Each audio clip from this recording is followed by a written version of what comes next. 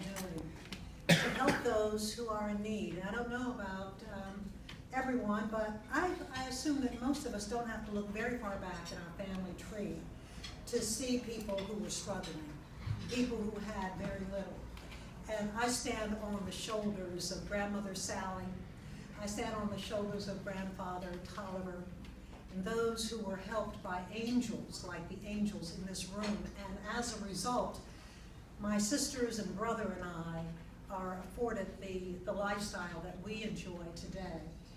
But you know what? We found out on August 29th, 2005, that everything that we know can change in an instant. I journal, and so I wrote something, I tracked everything, and I like going back to remember what it was like. Wednesday, January 18th, 2006, at 11:55 in the morning, I wrote, I again returned to the lakefront parking lot at the foot of Franklin Avenue. There are a few cars passing by, and the water is placid. I see only one small boat drifting lazily along near the line of water horizon. Light blue sky lines up against the turquoise water. The trees that survived Katrina lift their spindly fingers to the sky. I had to pass through miles of nothing. Gentilly Woods Pontchartrain Park blocks. The neighborhood has not one inhabitable house. All are in various degrees of decay. I can't capture the full tragedy of all of this. I can't focus on anything but some nebulous emptiness that is gnawing me to pieces. How many of us in this room found our lives suddenly uprooted? How many of us in this room were displaced? How many of us in this room wondered what tomorrow will hold? Well, there are people right now in this community who have that, and there are many more who would have that gnawing feeling of emptiness if it were not for organizations like Unity.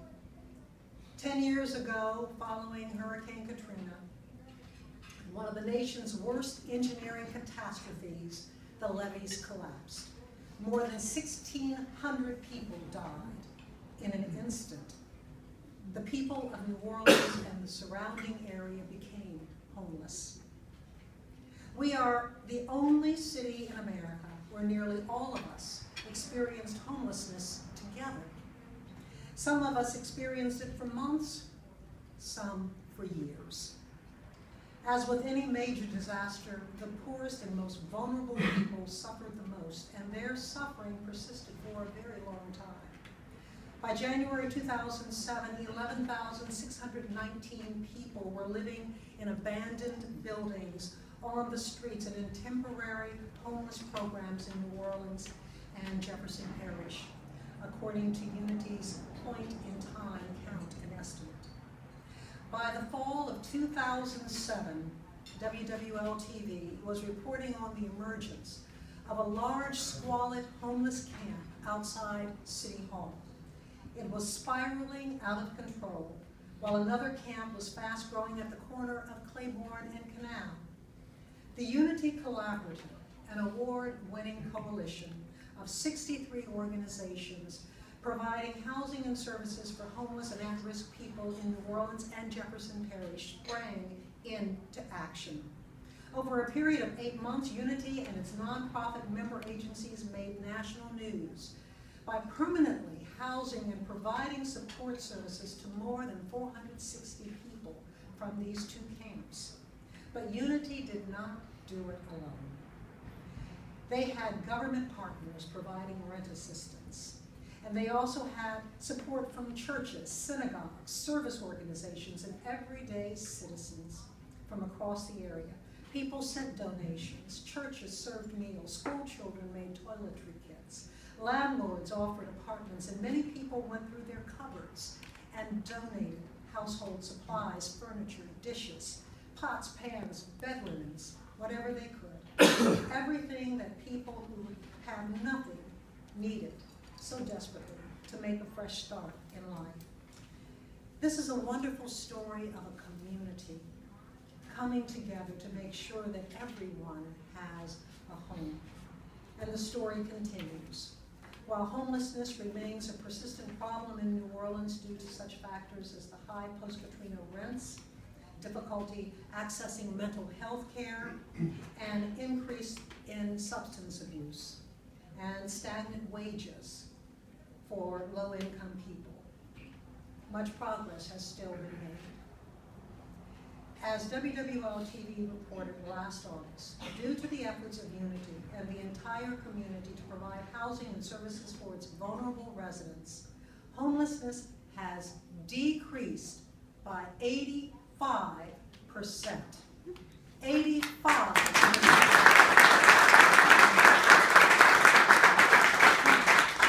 In our report last August, WWL profiled a man, a disabled man, his name was Mr. Rowland, who had been living in an abandoned building for 6 years since returning to New Orleans in 2009 from his evacuation point in Tennessee.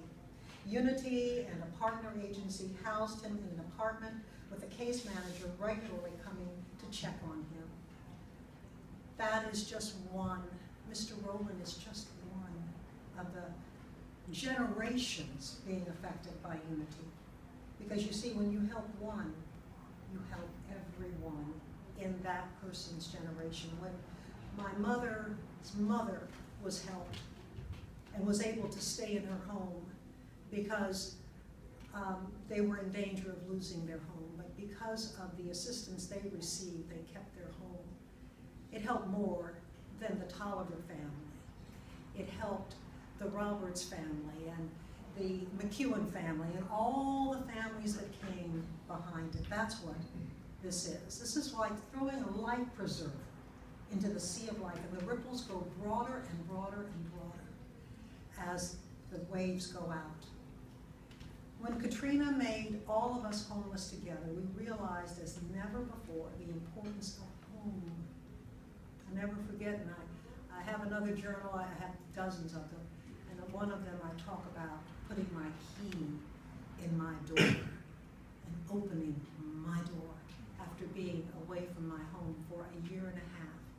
For me, I was helped by the kindness of a good friend who allowed me to live in her home for a year and a half. There's nothing like home. We realize, as never before, that without a home, a person's mental and physical health is at risk. That there is little sense of safety and security, and that it is difficult for a person to move forward on his or her own life goals without a home. The deep understanding of the importance of home that we all share as New Orleanians makes us a stronger a community determined that no New Orleanian should be without a home, that none of us is truly home until all of us are home. You in this room, there's a power in this room. There's a power for change in this room. Just as I go back down my family tree, I can see in my life how many people have helped me personally. Nothing will humble you like a disaster and having to depend on someone else. I can see how people moved my family, and we have the power to change lives. We have the power to move people from homelessness into housing with open hearts. You and me, we can open doors.